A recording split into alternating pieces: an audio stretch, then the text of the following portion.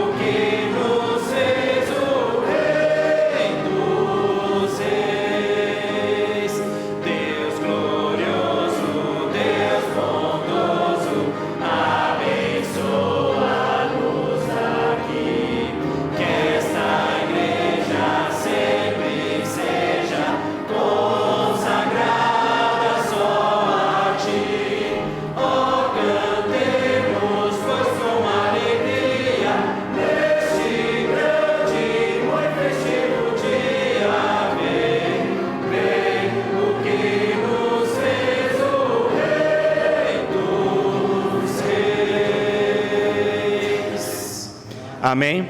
Está chamando à frente agora o pastor para fazer a leitura.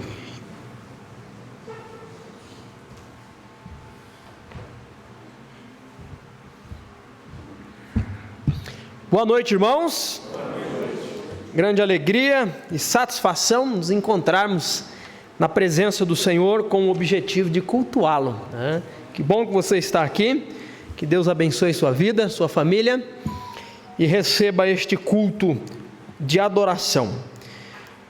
Nós faremos a leitura do Salmo de número 108, o Salmo do dia, amanhã o 109 e assim por diante.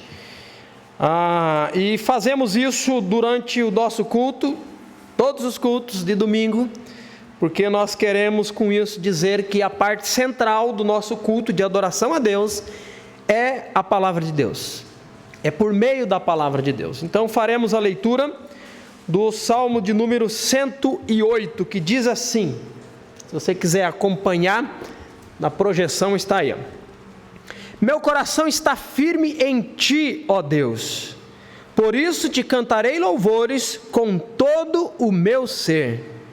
Despertem lira e harpa, Quero acordar o amanhecer com a minha canção. Eu te darei graça, Senhor, no meio dos teus povos. Cantarei louvores a ti entre as nações, pois o teu amor é mais alto que os céus, a tua fidelidade chega até as nuvens. Verso 5. Sê exaltado, ó Deus, acima dos mais altos céus, que a tua glória brilhe sobre toda a terra. Agora, livra teu povo, amado. Responde-nos e salva-nos por teu poder. Deus, em seu santuário, prometeu: com alegria dividirei Siquém e medirei o vale de Sucote. Gileade é minha e também Manassés. Efraim é meu capacete e Judá meu cetro. Moabe é minha bacia de lavar. Limparei os pés sobre Edom e darei um grito de triunfo sobre a Filístia. Quem me levará à cidade fortificada? Quem me guiará até Edom? Acaso não rejeitastes, ó Deus? Não marcharás mais com nossos exércitos? Ajuda-nos contra os nossos inimigos, pois todo socorro humano é inútil. Com o auxílio de Deus, realizaremos grandes feitos, pois Ele pisará nossos inimigos. Que o Deus de Israel, é o mesmo Deus a qual servimos, possa também nos auxiliar em nossas guerras. Paulo vai dizer que não lutamos contra a carne, não lutamos contra sangue, mas a nossa guerra é espiritual, e que Deus nos auxilie, nos conduzindo ao triunfo, né? Que Deus nos abençoe. Vamos orar, agradecendo a palavra do Senhor. Pai, nós te louvamos, nós exaltamos a Ti pela Tua palavra. Em forma de história, no Salmo de hoje, conta para nós que o Senhor foi o auxílio, foi a fortaleza do Teu povo Israel. Quantas e quantas vezes este povo sem saída, esse povo sem saber o que fazer, o Senhor agiu de maneira sobrenatural, dando e trazendo a eles a vitória. Nós te louvamos, ó Deus, porque também temos o privilégio de servir o mesmo Deus. E essa também é a nossa confiança que declaramos neste momento. Nós confiamos somente no Senhor. Nós queremos ver o Teu auxílio, nós queremos viver, ó Deus, aquilo que o Senhor deseja fazer em nossas vidas e através das nossas vidas. E podemos dizer como salmista: cantaremos louvores ao Senhor com todo o nosso ser. Iniciamos este culto de adoração ao Senhor, cantando louvores a Ti. E queremos também, ó Deus, ouvir a Tua palavra, sermos por ela edificados. E então voltaremos para casa abençoados nessa noite. Oramos no nome de Jesus e agradecemos por tudo. Amém. Ok, João Vitor, pode chegar. Acho que pode diminuir um cadinho, viu, Gabriel?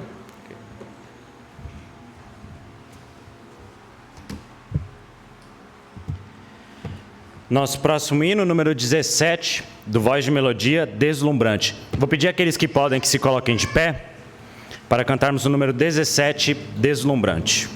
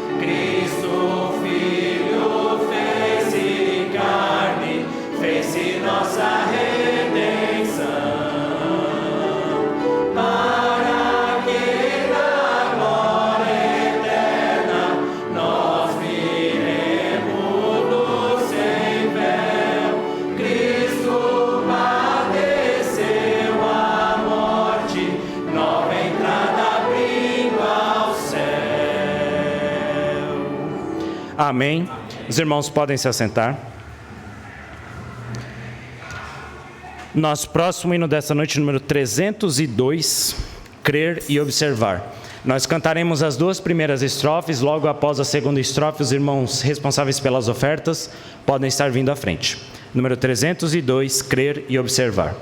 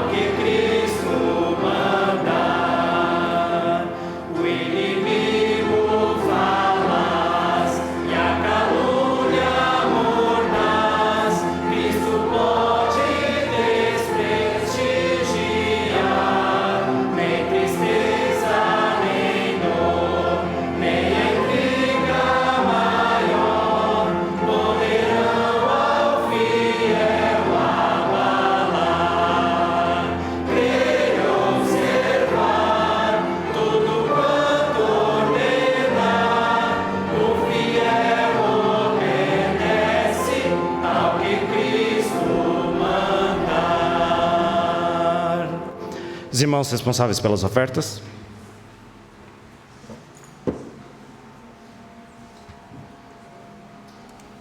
Irmão Roberto, pode estar orando?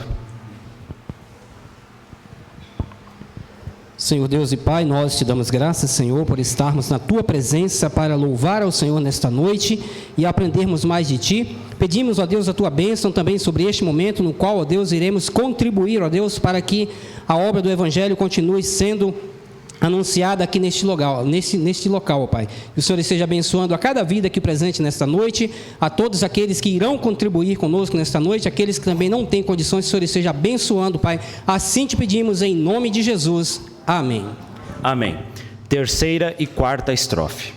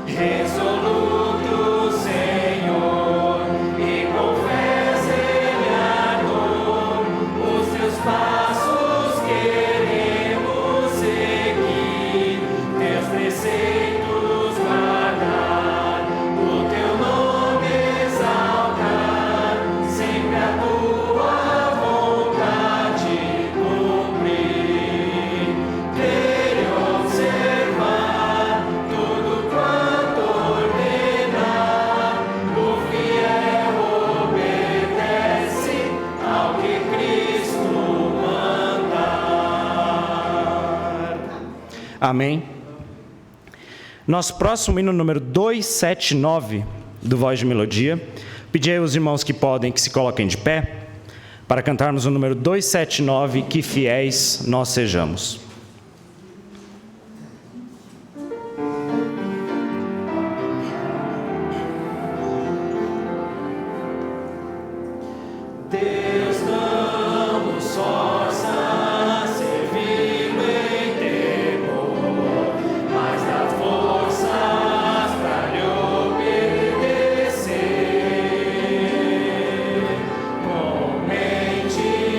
Voltadas para o Senhor.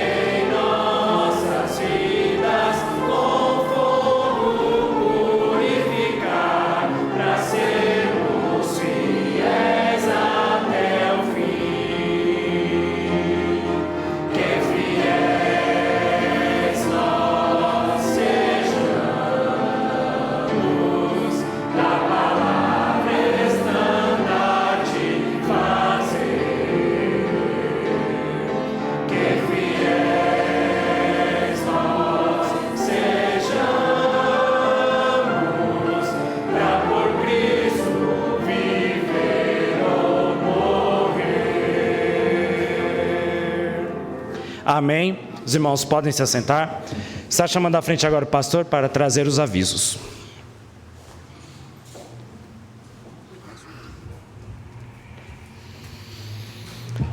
Ok, irmãos, antes dos avisos, deixe-me falar sobre a pergunta do catecismo de hoje. Nós temos seguido dentro do assunto sobre a lei do Senhor, o que é a lei do Senhor. As últimas 3 semanas, a pergunta era o que Deus requer nos mandamentos, e aí 1, 2, 3, 4, 5, 6, 7, não me lembro a ordem, mas a pergunta é o que Deus espera de nós baseado nesses mandamentos. E domingo passado foi o 9º e o 10º mandamento. Aí a pergunta de hoje é muito interessante. Na verdade, deixa eu voltar aqui. Eu estava uma pergunta à frente,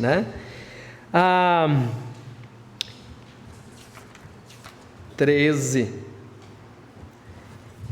Ele faz a seguinte pergunta: é possível alguém guardar perfeitamente a lei de Deus? É possível. E aí? Pergunta intrigante. Mas Ele nos deu a lei. Está na palavra do Senhor. Mas é possível? Se não é possível, se é possível, como que ficamos diante disso? Quer ver? Vou dar a resposta. Desde a queda, nenhum ser humano foi capaz de guardar perfeitamente a lei de Deus, quebrando-a constantemente por pensamento, palavra e ato. A Bíblia diz, os mandamentos, a lei de Deus diz: não matarás. Mas Jesus disse: se no teu coração você odiar o seu irmão, você já matou. Não adulterarás, mas se em teu coração olhastes com um olhar impuro para uma mulher, já cometeu adultério. E assim por diante. Nós temos uma certeza, irmãos: nós não conseguimos guardar perfeitamente a lei de Deus. Nós somos culpados. Nós somos pecadores, e como em Romanos 3, do 10 ao 12, que é o texto, diz: como está escrito, não há um justo, nenhum sequer. Não há ninguém que entenda, não há ninguém que busque a Deus. Todos se extraviaram e juntamente se fizeram inúteis. Não há quem faça o bem, não há nem um só. Você não é exceção. Eu não sou exceção.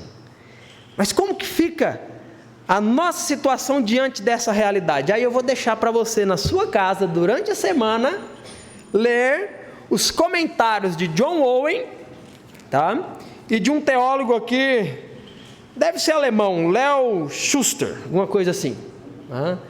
Medite, gaste um tempo e faça junto com esse próprio devocional essa oração, mas entenda uma coisa, irmãos: nós estamos em uma situação difícil diante de Deus, e o catecismo vai seguir até nos apresentar a solução que está em Jesus, tá bom? Mas eu gostaria também de fazer o seguinte, por causa do aviso, pode projetar o aviso? Ok, qual é o aviso? Retorno da EBD. Por causa do retorno da nossa escola bíblica dominical, nós vamos ter uma alteração, não quanto a planejamento em termos de material, mas quanto a cronograma. Por quê? Deixa eu explicar rapidinho. O catecismo nós começamos certinho na primeira semana do ano. São 52 perguntas, 52 devocionais para você fazer em casa com a sua família. Legal, você está fazendo? Quero crer que sim, legal. Só que o plano era que também o catecismo fosse dado na escola bíblica dominical para as nossas crianças e adolescentes. Então a mesma pergunta, sincronizado com a mesma semana, a qual em casa o pai e a mãe já fazendo o adolescente, a criança fazendo aqui na igreja, em aula de EBD, a mesma pergunta. Só que nós, né, estamos adiantados. Por quê? Porque estávamos sem EBD. Então a EBD está retornando agora. Então nós vamos fazer o seguinte, tá? Eu gostaria de dar uma pausa no catecismo agora, tá? Faça essa semana essa pergunta e aí puxa o freio de mão um pouquinho. Por quê? Porque as crianças, elas irão começar a parte que fala sobre a lei de Deus, tá?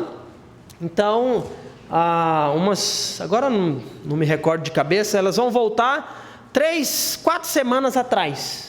E aí nós vamos ter 1, 2, 3 aulas de EBD, 4. Quando chegar na pergunta que paramos, a gente retoma, todos juntos, tá bom? Então, o objetivo é sincronizarmos, é alinharmos o que temos ensinado no púlpito, com EBD, com um grupo pequeno e assim por diante, tá bom? Então, vamos trabalhar nessa direção. Qualquer dúvida, fale comigo, a gente vai caminhar. Esse é o nosso retorno da EBD, será domingo agora, próximo domingo. Qual horário? Sabe, irmão Luiz? Vai saber agora. Sabe, Tony? Vai saber agora. Irmão Roberto Gonçalves? 17, né? Opa! 17 horas, tá bom? Então, nós vamos retornar à nossa escola bíblica dominical às 17 horas do domingo que vem. E aí das 17 às 18 a nossa aula.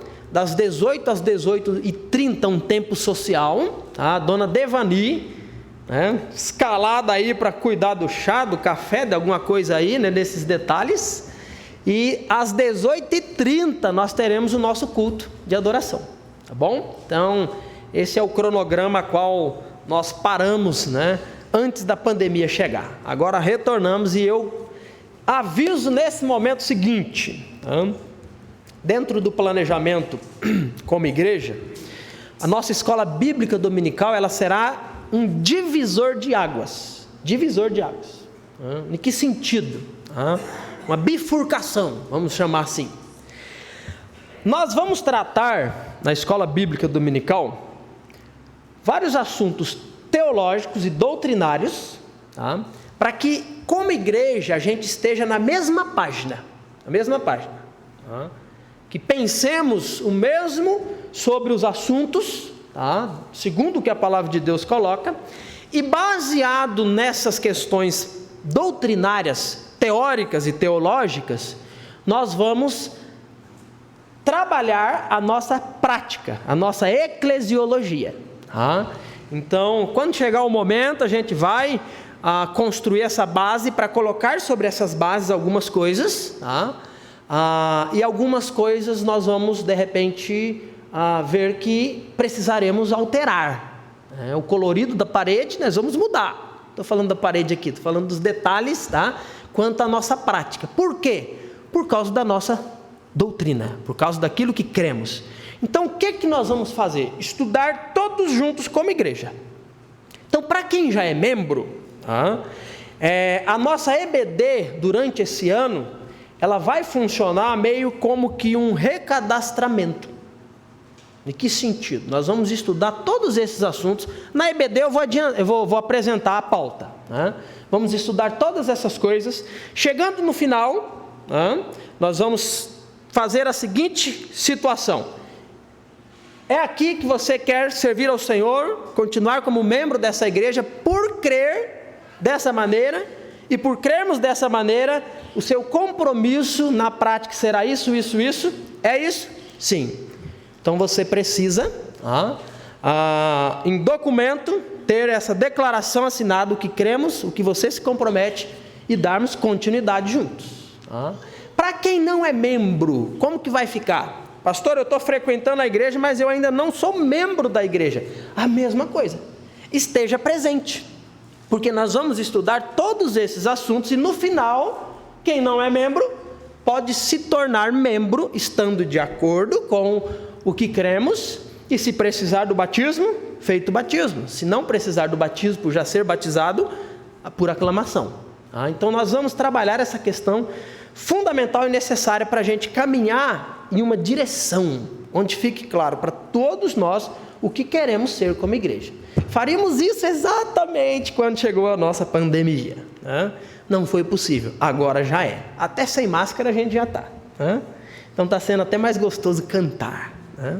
Então são esses os nossos avisos, lembrando que quarta-feira nós temos o estudo de grupos, tá? Então quarta acontece. O da quarta-feira é interessante e diferente do de sábado, por quê?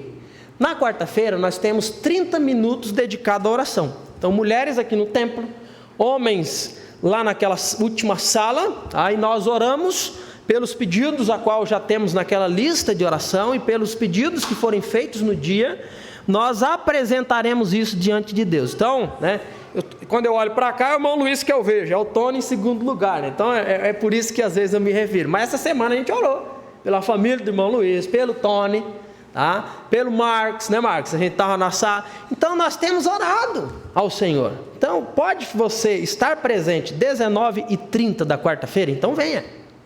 Se na quarta-feira você não pode, sábado é o segundo grupo, às 18 horas, tá? Mas na EBD e nesses alinhamentos nós vamos reforçando, mas já adianto, membro da igreja, você precisa estar em um dos grupos. É um programa de discipulado, é estudo da palavra do Senhor. Então não dá para a gente fazermos escolhas de onde vamos participar de eventos, tá?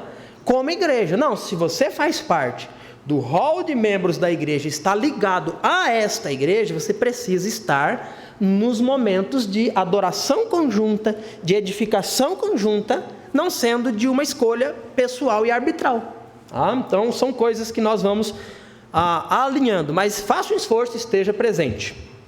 São esses os nossos avisos. Acrescento mais um, né? A terça-feira é a programação das senhoras, das mulheres, 8 da manhã de oração.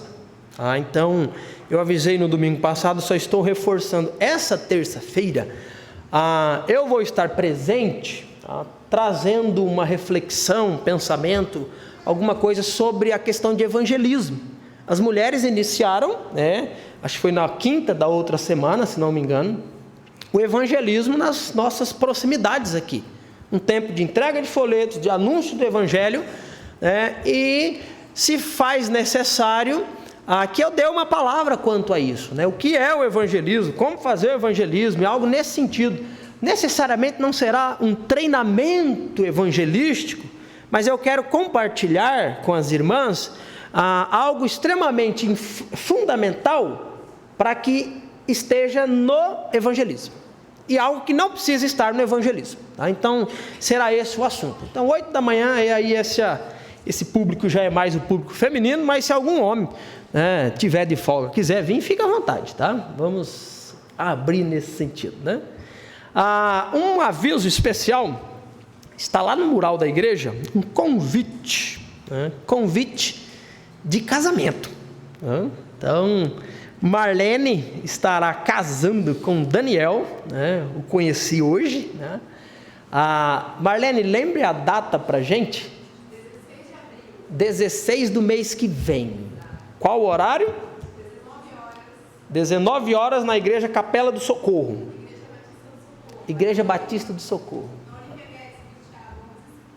Ok, está ali o endereço, está ali o horário, tá? Está nos convidando para participarmos dessa cerimônia de adoração a Deus e um compromisso matrimonial. Então, a igreja toda está convidada.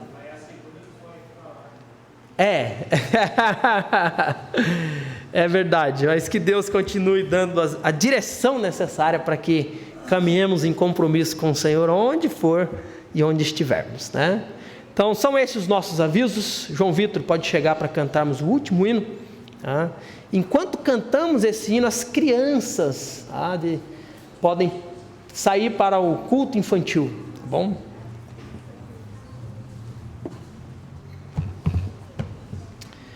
Nosso último hino dessa noite, número 176 do Voz de Melodia. Gostaria de pedir àqueles que podem uma última vez que se coloquem de pé.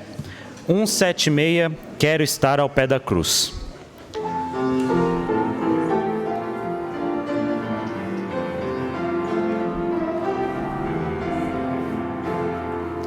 Quero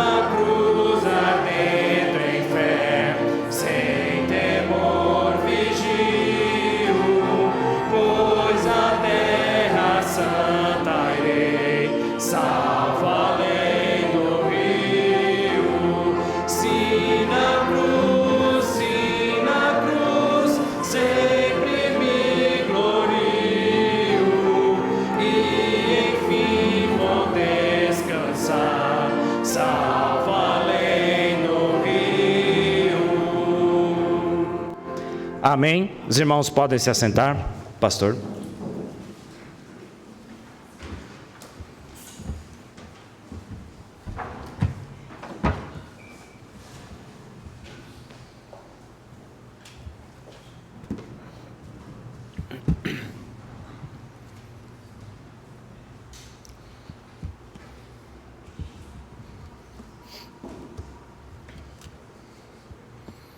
Deixe-me reforçar apenas um aviso que esqueci.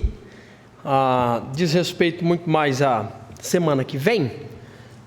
Uma das coisas que eu compartilhei com a irmã Devani, que sempre tem feito o café, o chá, né, que é muito bom, gostamos, né, é que se faz importante o nosso cuidado quanto o café está sendo feito antes do culto, para que depois do culto fique pronto um cafezinho, um chá, né?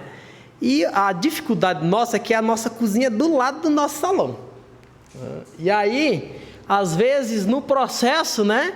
A porta aberta, aqui a porta aberta, de repente nós somos meio tomados com o cheiro do café, alguma coisa, né? E não tem nada de errado o cheiro do café, desde que não seja no momento do culto, um pouquinho antes do culto, né? Às vezes nós mesmos distraímos um momento que é para estarmos concentrados, um momento que é para estar com o seu celular, não sei se está, olha, no silencioso, né? Para que nada venha nos distrair desse momento de adoração a Deus. E uma das coisas às vezes é que a cozinha tem sido muito ponto de encontro, né? E aí eu falei, irmã Devani, a senhora pode ficar à vontade para fazer esse cafezinho ali, fecha a porta da cozinha, não tem problema. Então, para que não fique numa situação assim difícil, né, diante dos irmãos, eu disse para ela, eu estou avisando, tá? Eu pedi para deixar a porta fechada para a gente não chegar na intenção de adorar a Deus e nesse pedacinho a nossa mente, né, se distrair pensando num cafezinho, né? Não é esse o objetivo. Mas depois do culto vai ter um cafezinho, tá bom? Deus abençoe. Irmãos, nos últimos domingos, últimos 2 domingos, nós estamos falando sobre o chegar-se a Deus e o caminhar com Deus de uma perspectiva do livro de Levítico. Esse foi o nosso assunto nesses 2 últimos domingos e será hoje, finalizando domingo que vem. E eu gostaria de dar continuidade. Então nós já vimos que Levítico, ele apresenta um Deus que é extremamente exigente, mas igualmente acessível.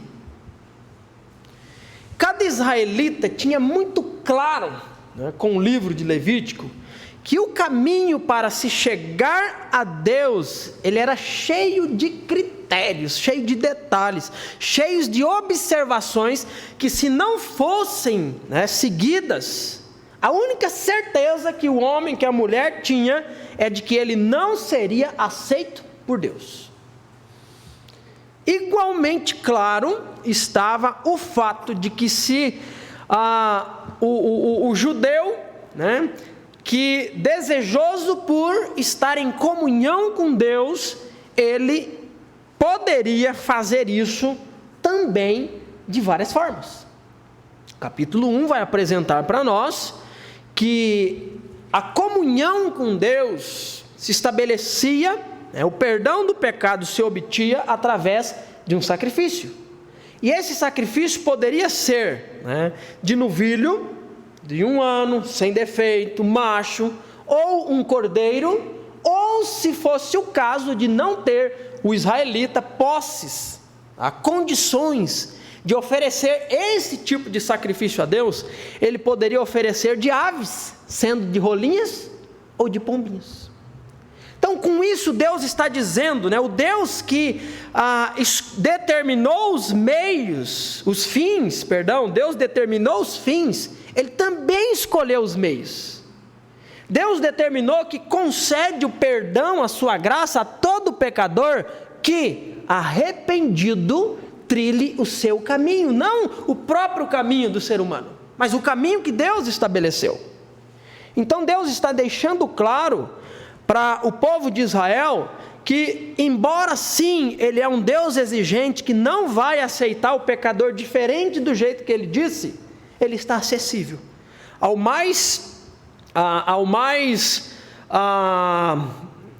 ao pecador que tem maior condição de oferecer um novilho, ou um pecador que não tem condições, mas que pode sim capturar uma rolinha, um pombinho, e também ter o perdão dos seus pecados por esse mesmo Deus que é exigente, mas acessível.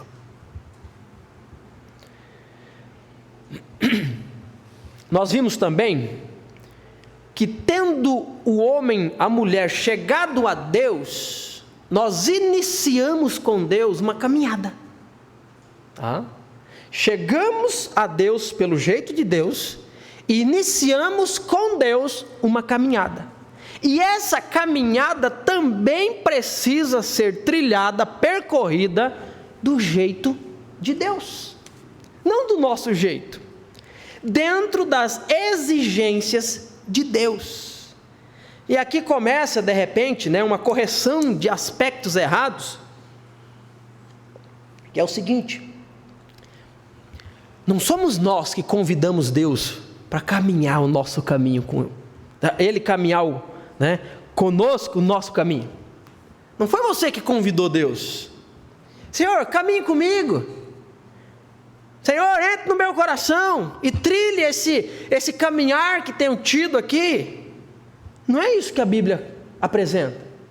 A Bíblia apresenta que foi Deus que foi lá no império das trevas, em Cristo, te arrancou de lá com um braço forte, com a sua graça, com força, e Ele disse que nós vamos trilhar o caminho dEle, e para trilharmos o caminho do Senhor, Ele coloca condições. E aí nos evangelhos, Jesus dizendo o seguinte, para a multidão: se alguém quiser ser meu discípulo, se alguém quer trilhar o meu caminho, o que precisa fazer?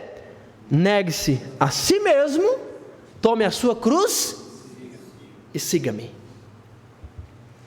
O caminhar, o caminho de um Deus santo, é possível somente se buscarmos a sua santidade. É por isso que Deus propõe em Levítico para o povo judeu: eu te formei, eu te escolhi, serei o seu Deus, sede pois santo, como eu sou santo. Deus está convidando o povo que Ele formou para fazer daquele povo um meio pelo qual a sua bênção atingiria todas as famílias da terra. Mas Deus está dizendo: o jeito de caminhar comigo é meu. As escolhas quem fazem sou eu. Os critérios quem estabelecem sou eu. Não é o povo de Israel. Não era o pensamento cultural da época. Não eram aquelas nações que viviam na terra a qual o povo está ainda caminhando para chegar lá, que iriam determinar de repente qual seria a liturgia de adoração para com Deus por parte do povo de Israel.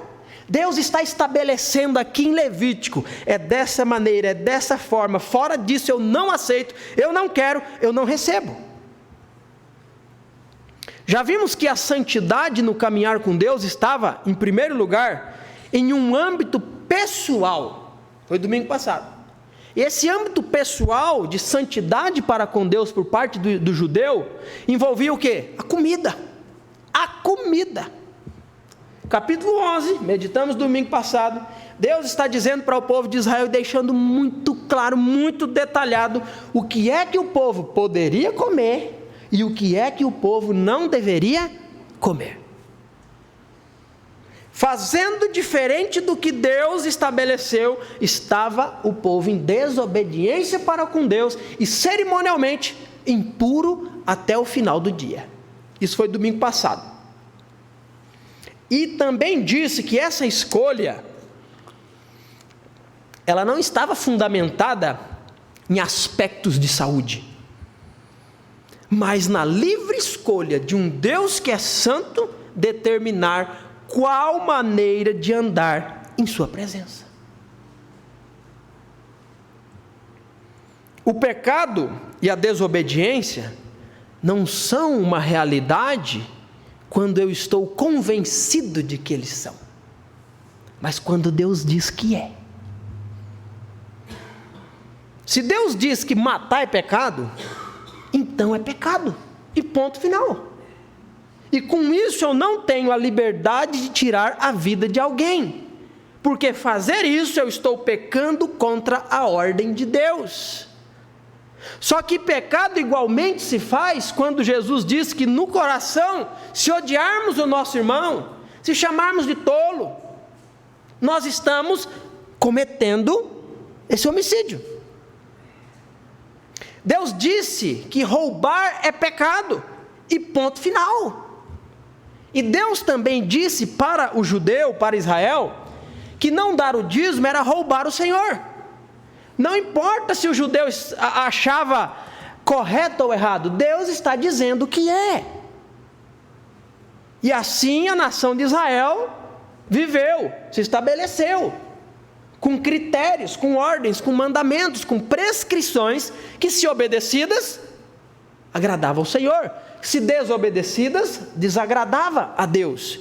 Mas o padrão para validar se é certo ou errado, se é pecado ou não, não é o homem, não é a mulher, não era o sacerdote, não era o doutor da lei, é a palavra do próprio Deus, que não erra, que é infalível, que é perfeita, que é eterna.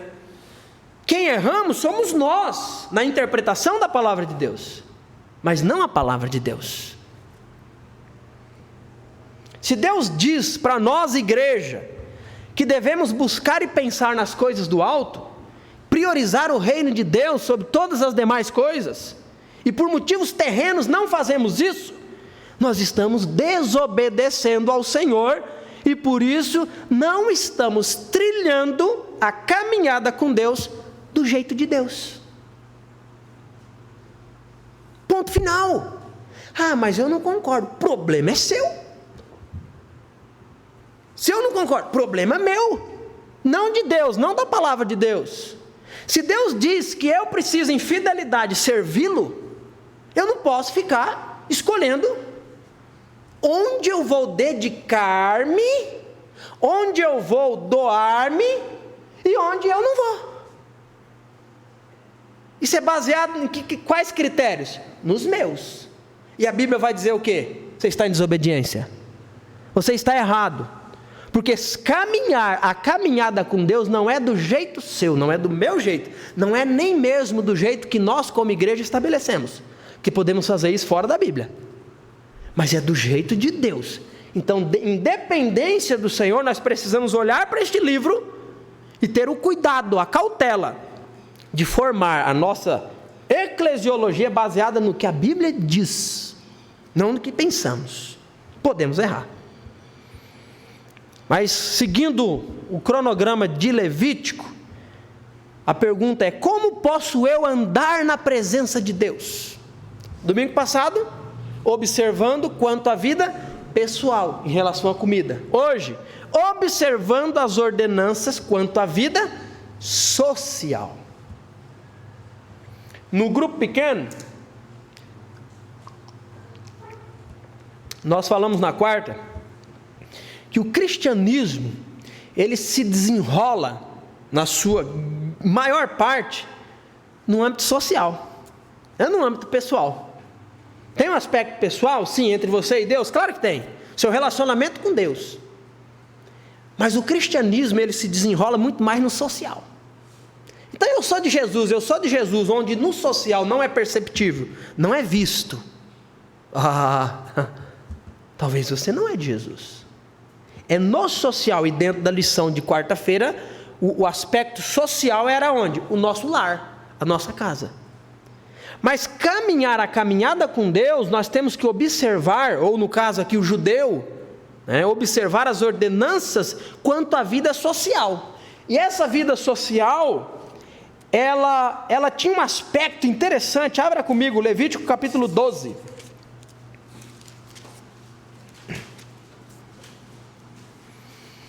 Envolvia a questão do parto das mulheres. Olha que interessante. A caminhada com Deus se fazia necessário a observação de mandamentos, regras, prescrições. Domingo passado, a relação à comida, e hoje em relação à vida social, tendo em consideração o parto. O que isso significa? Vamos ler o texto. Capítulo 12, veja aí comigo. O Senhor disse a Moisés: dê as seguintes instruções ao povo de Israel.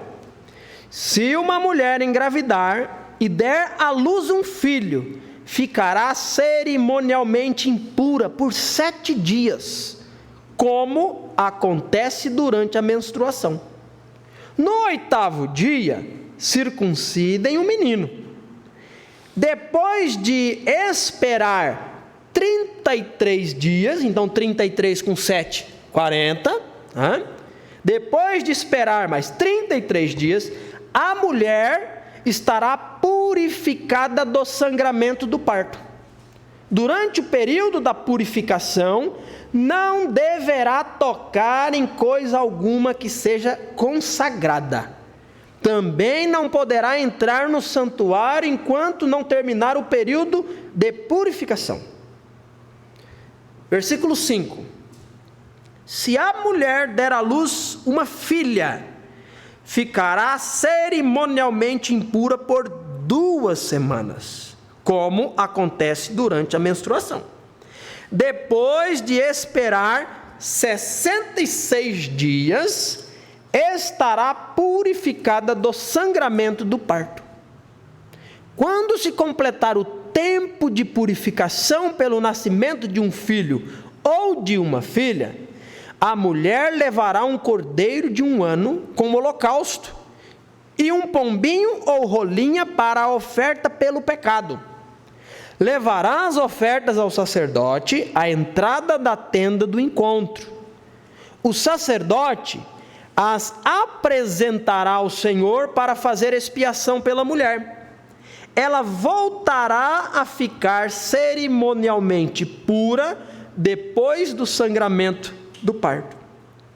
Essas são as instruções para a mulher depois do nascimento de um filho ou de uma filha. Se a mulher, olha só, a acessibilidade de um Deus exigente. Se a mulher não tiver condições de levar um cordeiro, levará 2 rolinhas ou pombinhos. Um será para o holocausto e o outro para a oferta pelo pecado. O sacerdote os sacrificará para fazer expiação pela mulher, e ela ficará cerimonialmente pura. Talvez esse texto ele te dá mais dúvidas do que certezas, né? Embora ninguém tenha dúvida do que o texto disse. Está muito claro. Talvez tenhamos dúvida do que isso significava. Então deixa eu tentar esclarecer alguns detalhes antes de avançarmos, que eu não quero me deter muito nesse trecho aqui também. Em Levítico, capítulo 12, que é o que nós lemos, nada nos leva a entender, nada nos leva a entender que a sexualidade humana, ela é suja. Então, em primeiro lugar, não está falando nada disso. Também o texto não nos leva em momento nenhum a entender que a gestação é algo desonroso. Não é disso que o texto está falando.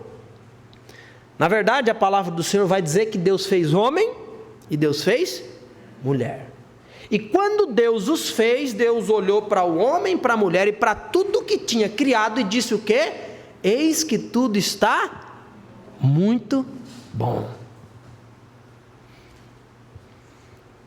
Quando Deus fez o homem e fez a mulher, Deus deu uma ordem.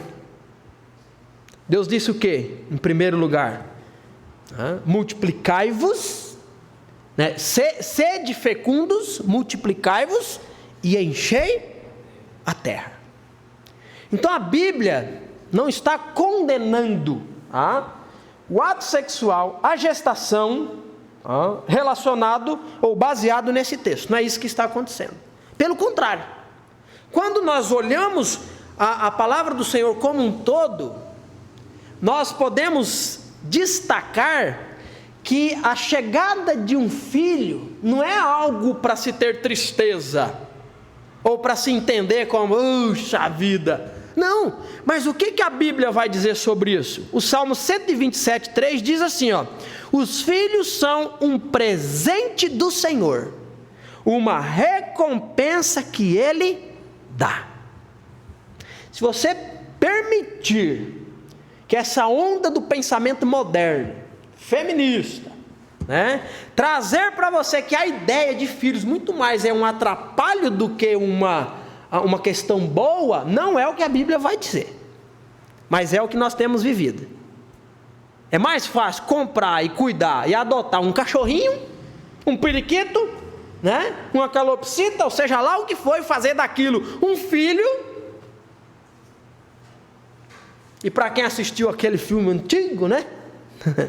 Tinha um filme chamado Alto da Compadecida. Lembra daquele filme? E aí morreu uma cachorrinha. E aí queria que o padre fizesse a missa do 7º dia da cachorra. É uma dramaturgia de comédia, mas nós temos vivido essa realidade hoje. De colocar até mesmo nos animais o mesmo apego, o mesmo sentimento, ou encarar como se de fato fossem o quê? Filhos.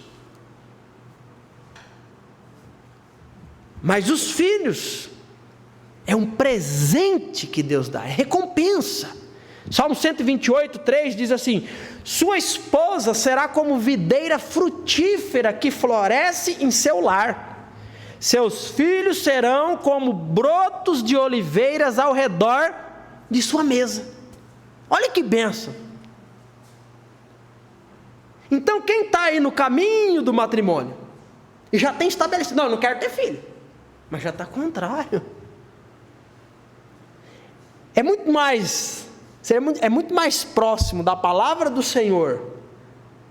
Quem quer ter em casa é uma roça logo de... Aqui o que diz, né? A esposa é como videira frutífera e os filhos como brotos de oliveira.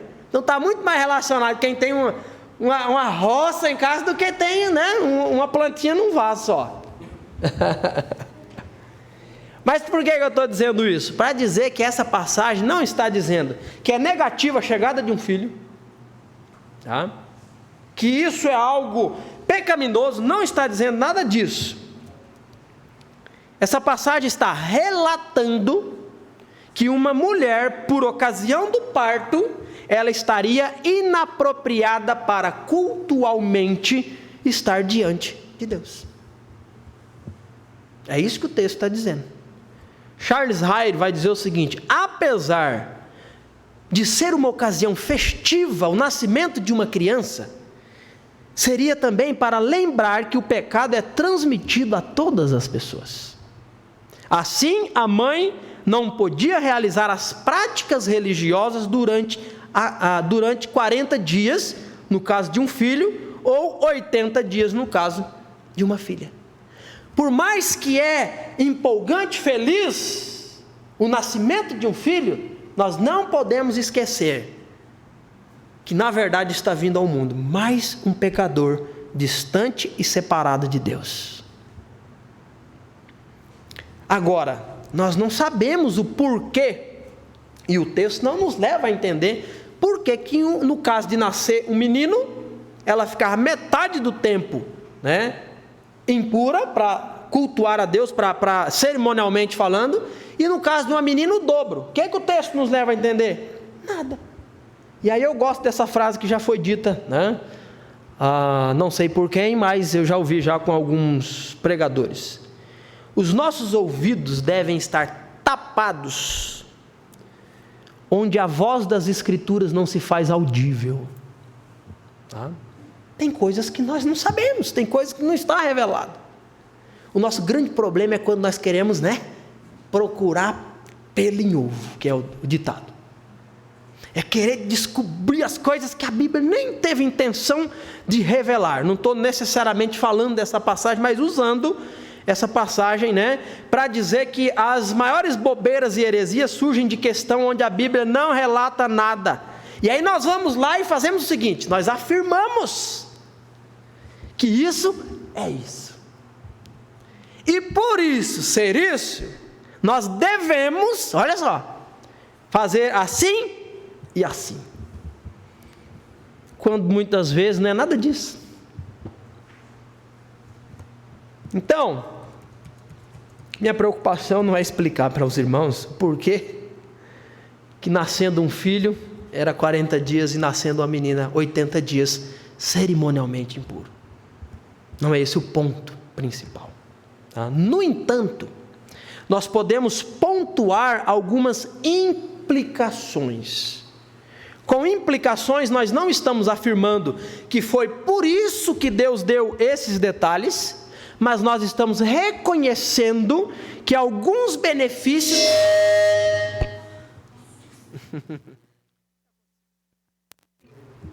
um probleminha aí.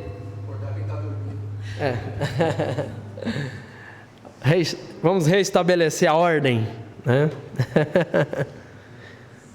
Talvez num momento até tenso aqui, né? Um choque desse, né? Se recuperou aí, dona D? Vamos voltar aqui, irmãos. Com implicações, nós dizemos o seguinte: nós reconhecemos que por causa desses detalhes existem alguns benefícios. E isso eu já mencionei um pouquinho no domingo passado, dizendo que reconhecemos que o povo de Israel não comer alguns daqueles animais que Deus chamou de impuro, poderia sim trazer algumas implicações para a saúde deles. Mas não foi por causa da saúde que Deus deu essas ordens. Mas existem respingos, implicações. Então o que eu vou fazer aqui agora é talvez pontuar implicações dessa questão. Na verdade, quando Deus está dizendo que a mulher estava cerimonialmente impura, e ela estava, porque é Deus que está dizendo que está, existe um aspecto, na verdade, que Deus está protegendo tanto a mãe quanto o bebê. Visitas durante o tempo em que ela estava pós-parto, onde a mulher não apenas está mais fraca, ela está junto com o bebê mais o quê? Vulnerável, com todas as questões de infecções, disso, daquilo. Lembremos que o povo está em um deserto caminhando para uma terra que Deus já deu, que ele vai entrar. O povo não está às margens de um Albert Einstein. Nós também podemos destacar o seguinte, que em uma sociedade onde a sua estrutura ela era muito mais masculina, porque o povo era um povo de roça, o povo é um povo de guerra, e não se constrói um exército com donzelas. Um exército é feito de homens, que vai sair no braço com o exército inimigo. Então, a verdade é que dentro dessa cultura e nesse momento da história, era muito mais recebido, de forma mais festiva, vamos dizer assim, meninos do que meninas. Isso não tem nada a ver em termos de quem é mais importante, quem tem mais valor para Deus. Já falamos sobre isso. Mas não é difícil nós entendermos isso. E de repente, talvez, a mãe ficar ligada à sua filha o dobro do tempo do que com o filho, poderia ser um momento onde se estabelecia um laço muito mais profundo, de mãe para com filha. Isso são implicações. Não estou dizendo que foi por isso que Deus deu isso. Um outro aspecto, poderíamos dizer que o motivo, ou talvez o porquê, o dobro do tempo impura, cerimonialmente falando, é que no caso de uma filha, de uma menina, estava vindo ao mundo alguém que daria o quê? Continuidade, que através dela mais pecadores viriam ao mundo. Mas o ponto aqui é o seguinte, irmãos, O ponto é que para caminhar com Deus, para estar aceitável diante de Deus, precisa-se cumprir as exigências. Eu não aceito que eu estou impura. Vou oferecer sacrifícios. Você não vai ser aceita. Porque um Deus que é santo está dizendo, é desta maneira. Em segundo lugar, último ponto, é que as ordenanças quanto à vida social tinham um aspecto sobre o parto e tinha uma questão em relação à lepra. E aí capítulo 13 e o capítulo 14, são 2 longos capítulos que vai falar sobre isso. Eu não vou lê-los, tá? Eu vou apenas ler partes onde eu não vou precisar gastar tempo explicando depois, tá? Então partes selecionadas para que a gente então caminhe, tá bom? Então capítulo 13, versículo 1, diz assim: o Senhor disse a Moisés e a Arão: se alguém tiver um inchaço, uma erupção ou uma descoloração que possa ser sinal de lepra, a pessoa será levada ao sacerdote Arão ou a um de seus filhos. O sacerdote examinará a região afetada da pele.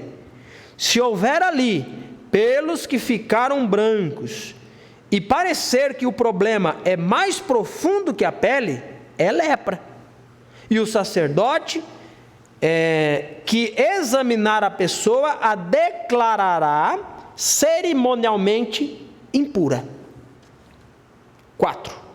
Se, contudo, a região afetada da pele apresentar apenas uma descoloração branca e a mancha não for mais profunda que a pele, e se os pelos da região não se tornarem brancos, o sacerdote isolará a pessoa por 7 dias. No 7º dia, ele a examinará novamente. Se constatar que a região afetada não mudou e o problema não se espalhou pela pele, isolará a pessoa por mais 7 dias. No 7º dia, voltará a examiná-la. Se constatar que a área afetada diminuiu e não se espalhou, o sacerdote declarará a pessoa cerimonialmente pura. Era apenas uma erupção. A pessoa lavará suas roupas e ficará pura. Mas se a erupção vier a se espalhar depois de o sacerdote examinar a pessoa e a declarar pura, ela voltará a ser examinada. Se o sacerdote constatar que a erupção se espalhou, declarará a pessoa cerimonialmente impura, pois é de fato lepra. E aí o capítulo vai continuar dando detalhes, dando essa descrição do que é e do que não é, como fazer em caso de dúvida, em caso de certeza, sobre essa doença, sobre essa questão chamada lepra. Mas eu gostaria de adiantar um pouquinho. Vai lá para o final do capítulo, versículo de número 45. Vamos ler esse versículo. Diz assim: quem sofrer de lepra, rasgará as roupas e deixará o cabelo despenteado, cobrirá a boca e gritará: impuro, impuro. Enquanto durar a lepra, ficará cerimonialmente impuro e viverá isolado fora do acampamento. Você está entendendo?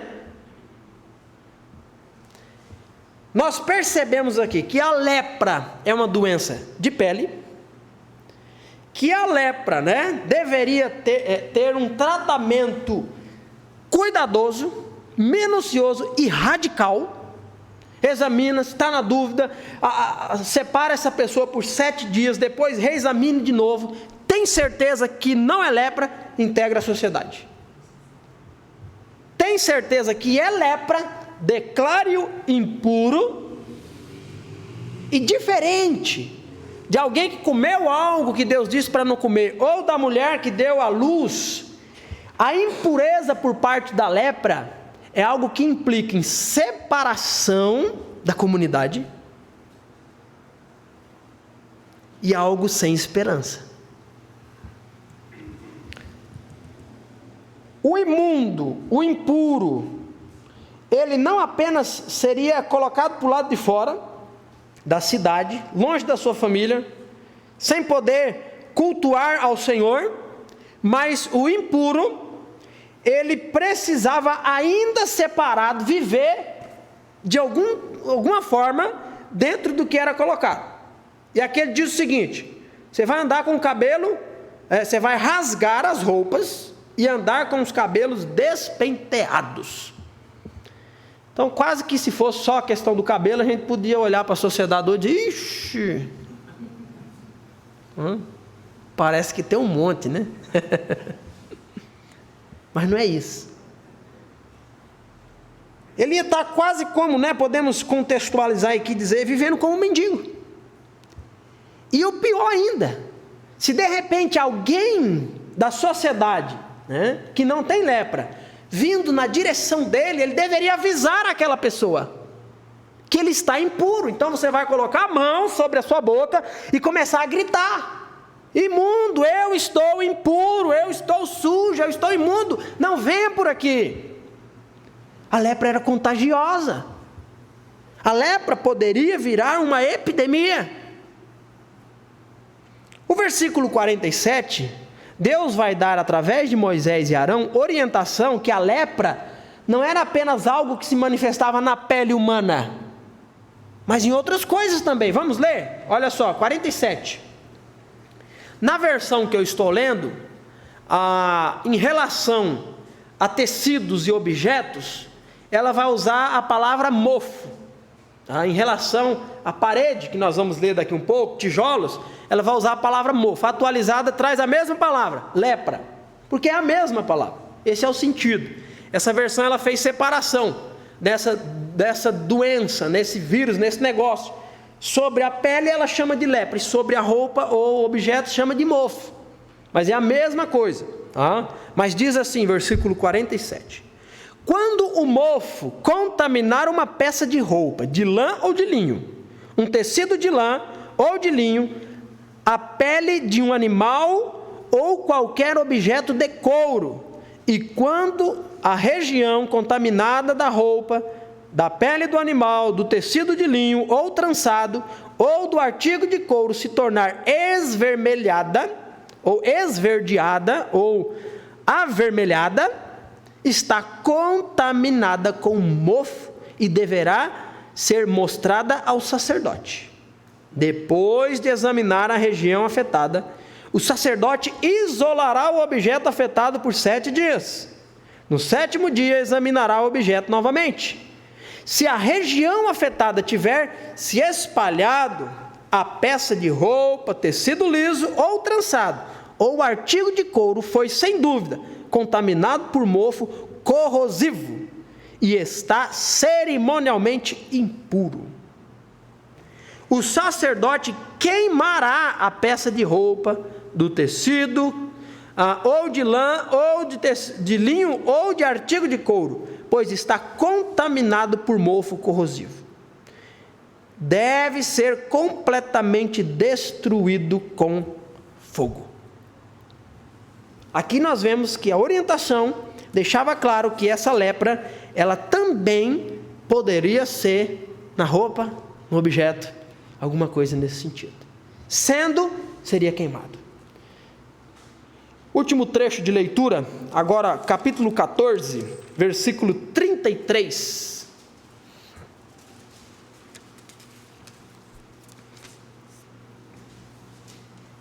Diz assim: Então o Senhor disse a Moisés e a Arão: quando chegarem a Canaã, a terra que eu lhes dou como propriedade, e eu contaminar com manchas de mofo algumas das casas de sua terra, o dono de uma dessas casas irá ao sacerdote e dirá: minha casa parece ter manchas de mofo.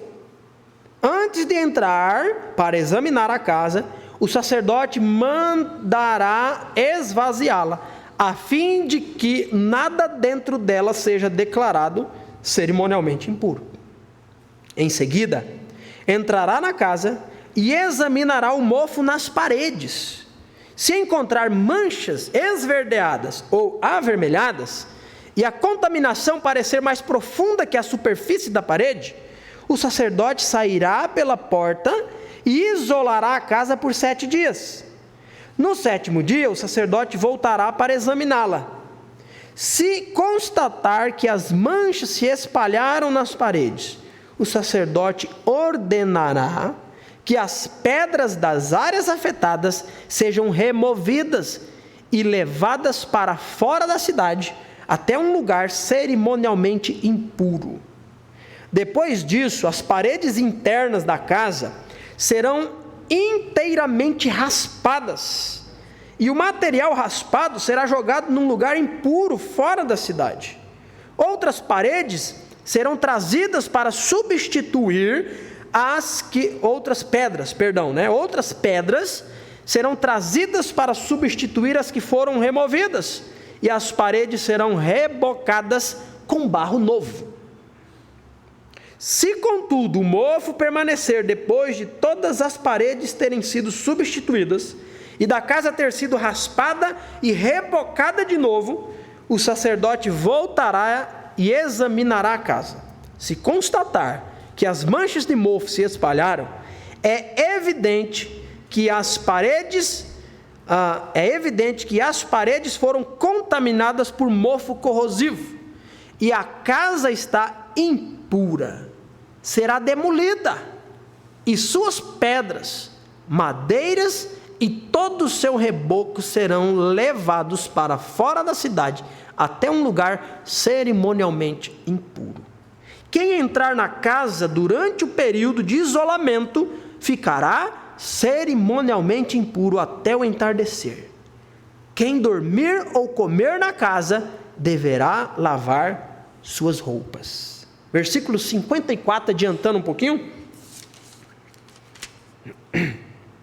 diz assim: essas são as instruções para lidar com a lepra, incluindo feridas de sarna, com manchas de mofo sobre peças de roupa ou numa casa, e com inchaços, erupções ou descolorações da pele. Esse procedimento determinará se a pessoa ou objeto estará cerimonialmente puro ou impuro. Essas são as instruções a respeito da lepra e do mofo.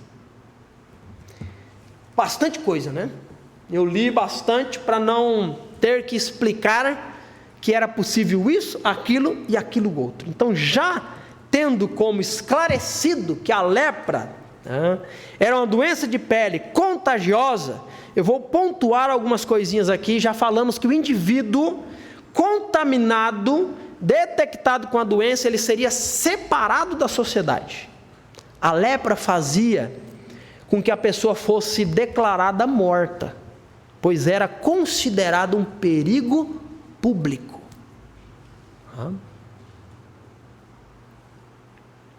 Olhando pela Bíblia, nós vemos que a lepra também era um castigo de Deus ao pecador. Não sei se você pegou, mas tem uma parte aqui que quando Deus vai falar da casa que poderia estar com lepra, ele diz, né? Quando eu contaminar com manchas. 34. E aí, lembrando, em Números 12, Miriam, a irmã de Moisés, imediatamente após pecar, né, em um complô contra Moisés, na verdade se posicionando contra Deus, ela foi castigada com lepra. A Bíblia coloca em 2 Reis 5, 20 a 25, a história de Geazi, né, companheiro do profeta, que em desobediência à ordem de Deus, ele vai atrás daquelas coisas, e ao desobedecer a Deus, ele é acometido com lepra. Então, lepra, quando nós olhamos pela Bíblia, está também relacionada a castigo, a sanções da parte de Deus.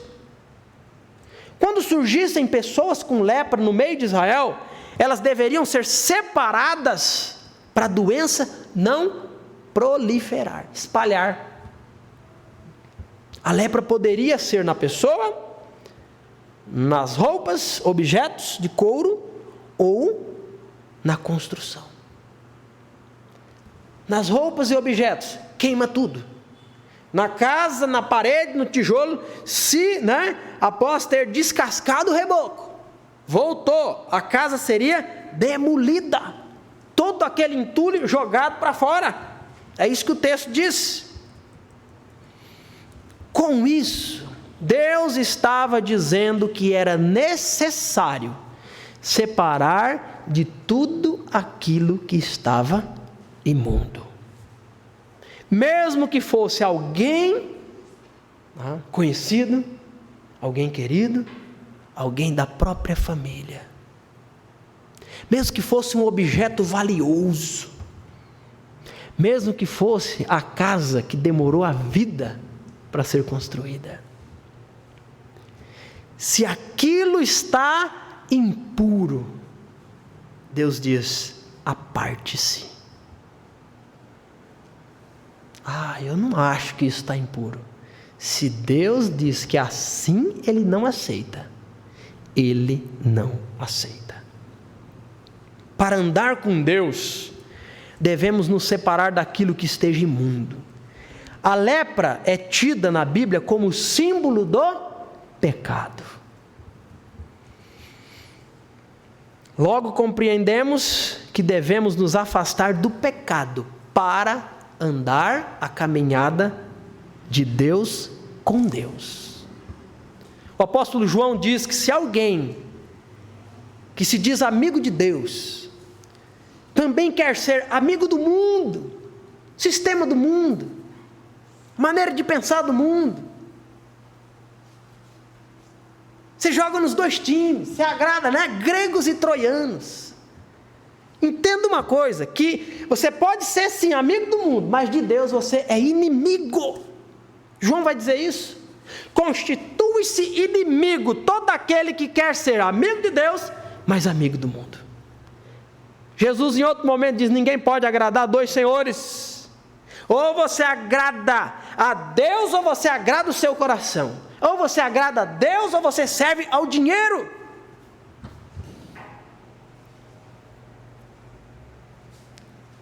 É incomparavelmente melhor, no final das contas, e durante o percurso, sermos amigos de Deus do que amigos do mundo. Concluindo, para um pecador caminhar com Deus, deve ser do jeito de Deus. Ele é o único Deus, aquele que se fez conhecido, se revelou a Israel, se revelou a nós. Ele é o único Deus verdadeiro que providenciou uma forma para que o homem pecador pudesse ser salvo por Ele e caminhar o seu caminho. Santidade, ela tem que ser a única opção para quem quer caminhar com Deus. Santidade deve ser o alvo mais importante da vida de alguém que está em Deus. Viver para aquele que o resgatou, perdoando os seus pecados, deve ser o alvo mais sublime da sua vida. O estarmos de forma digna na presença desse Deus, tem que ser algo que intencionalmente, amanhecendo o dia, você diz: eu vou trabalhar por isso. Eu não vou viver de piloto automático.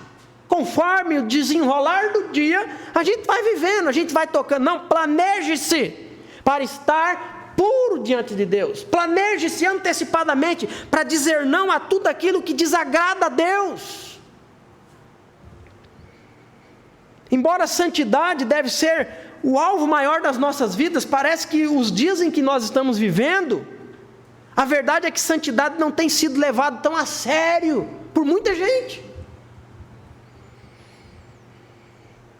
Parece que domina sobre nós o pensamento de que Deus é paz e amor, está tudo bem, Ele vai aceitar as nossas diferenças. Ele vai aceitar as diferenças, desde que não estejam ligadas ao aspecto de que servi-lo tem que ser daquela maneira. Deus não está nem aí, irmãos, preocupado se o nosso culto começa às 6 horas, 6h30 ou 7 da noite. Mas é inegociável para quem serve a Deus não estar em um culto de adoração a Deus.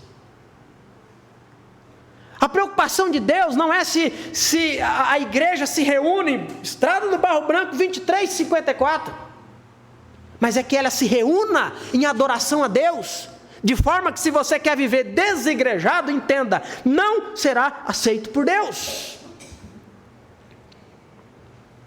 Andar com Deus é muito mais do que participar de programações religiosas. Andar com Deus é entregar-se a Ele 24 horas por dia, estando disposto a fazer aquilo que Ele espera. Então nós estamos consagrados a Deus no nosso trabalho? Sim, desde que o nosso trabalho seja um meio para glorificá-lo, para exaltá-lo, para honrá-lo, para fazer dele conhecido, para que mais eu dependa de Deus do que do trabalho. Quando os nossos sonhos, nossos trabalhos, nossos alvos, nossos objetivos começam a ser um fim em si mesmo, a ponto de me privar de uma vida social para com Deus, isso se transformou e tomou o lugar de Deus.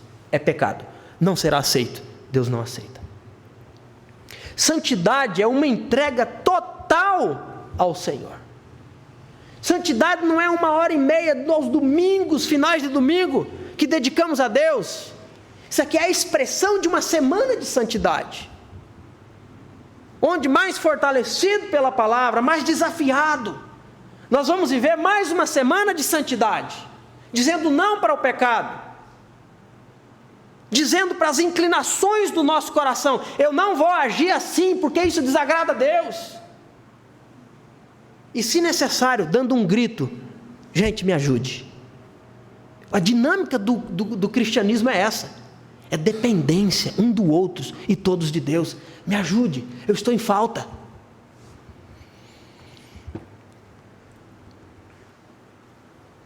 A santidade para Israel, ela estava na área pessoal, na área social, que nós vimos hoje, e na área religiosa, que vamos ver domingo.